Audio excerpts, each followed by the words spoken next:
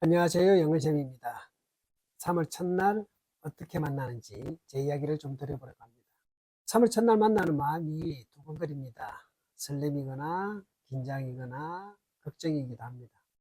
첫 번째는 제 마음을 다집니다. 행복하자, 행복하자 하는 말을 자주 합니다. 첫날은 유난히 많이 할 것이고요. 첫날이 아니더라도 날마다 행복하자라고 말합니다. 이 밖에도 사랑하자, 웃자, 즐기자 이런 이야기도 자주 되뇌입니다. 첫날 행복하자는 말을 되뇌이며 제 마음을 다집니다. 두 번째는 일찍 가서 만남을 준비합니다. 저만 그런 건 아니겠죠. 첫날은 조금 더 교실에 일찍 들어갑니다. 교실을 한 바퀴 둘러봅니다. 혹시나 놓친 게 없는지 다시 한 번 더 살핍니다. 시간이 난다면 연구실에도 한번 들립니다. 연구실에 가서 커피도 한잔 할 수 있고요. 일찍 온 다른 동료 교사들과 함께 잘 살아보자라고 서로 응원도 합니다. 그리고 제자리에 와서는 연근샘 하루 기록지를 내고 글똥누기를 쓰면서 학생들 맞을 준비를 합니다. 세 번째는 학생들이 오고 학생들과 가볍게 인사합니다. 학생들이 교실에 들어오겠죠. 안녕하세요 또는 어서 오세요 라는 정도로 가볍게 인사합니다. 학생들이 교실에 들어와서는 두리번거릴 겁니다. 왜? 자기 자리가 어딘지 궁금하겠죠. 책상에 있습니다. 책상에서 자기 번호 찾으세요. 글똥누기가 책상에 있으니까요. 우체통에 자기 번호와 이름이 있으니까요.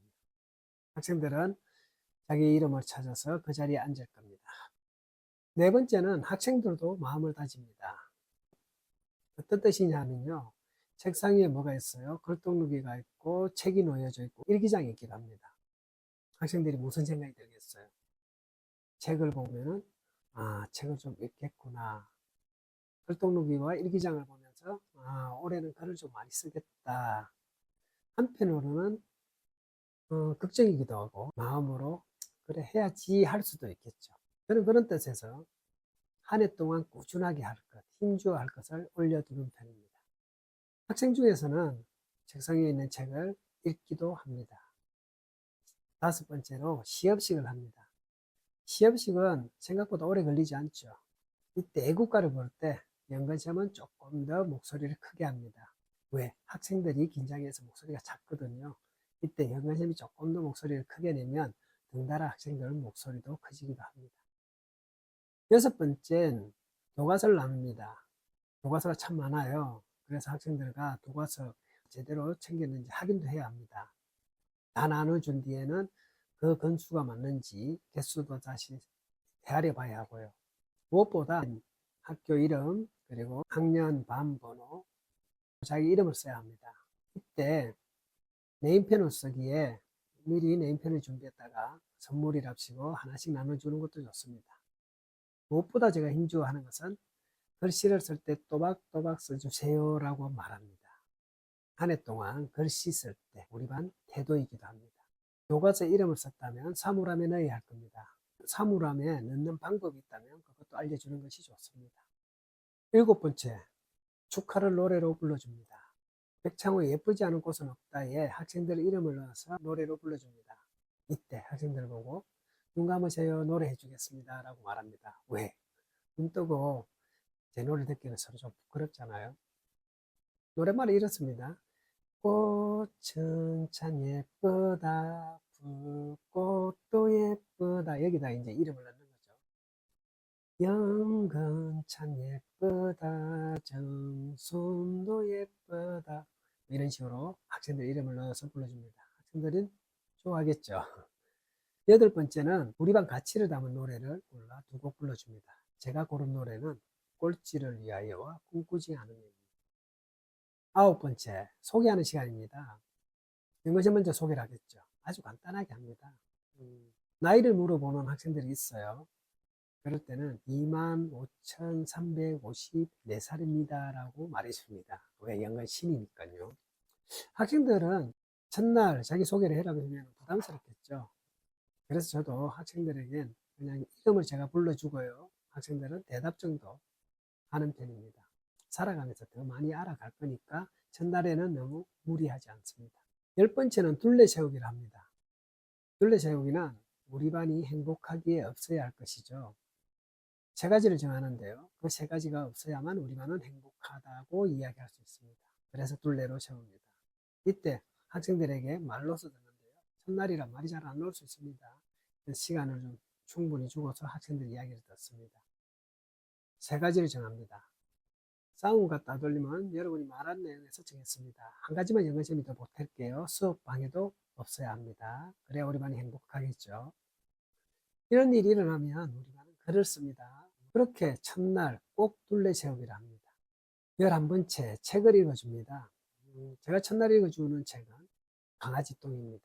책 읽어주는 선생님들이 많으신데요. 내가 첫날 무엇을 읽어줄지는 선생님 철학과도 잘 맞아야 되겠죠. 제가 강아지똥을 읽어주는 까닭은 강아지똥을 쓴 권정생 선생님을 존경하는 것도 있고요. 또 그 책 속에 있는 내용, 세상에 존재하는 모든 것은 그 나름의 가치가 있다라 그 철학을 좋아하기 때문입니다. 12번째는 글독록을 씁니다.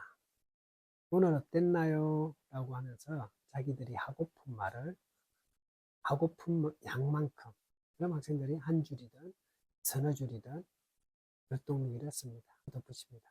내일 아침부터는 학교 오자마자 글독록에 쓰세요. 내일 아침에 또 도와주겠습니다. 라고 말합니다.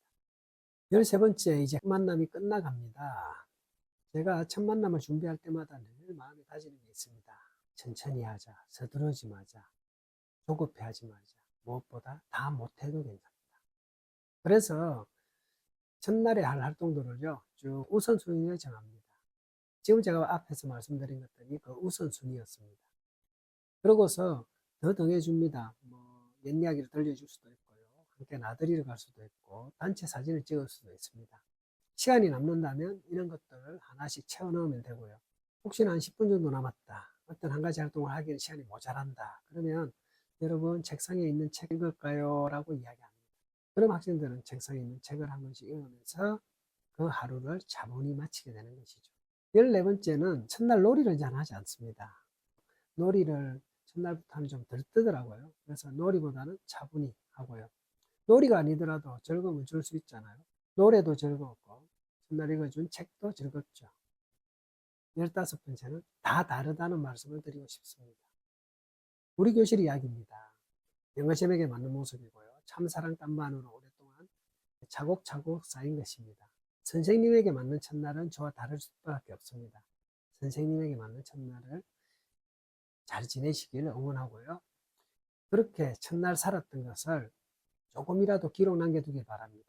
그러면 2027학년도 첫날을 준비할 때 2026학년도 이번 첫날에 했던 것들을 미끄럼 삼으면 좋을 것 같습니다. 그렇게 차곡차곡 우리 반 학급살이가 만들어져 갈 거라고 생각합니다. 선생님 첫날을 응원합니다. 고맙습니다.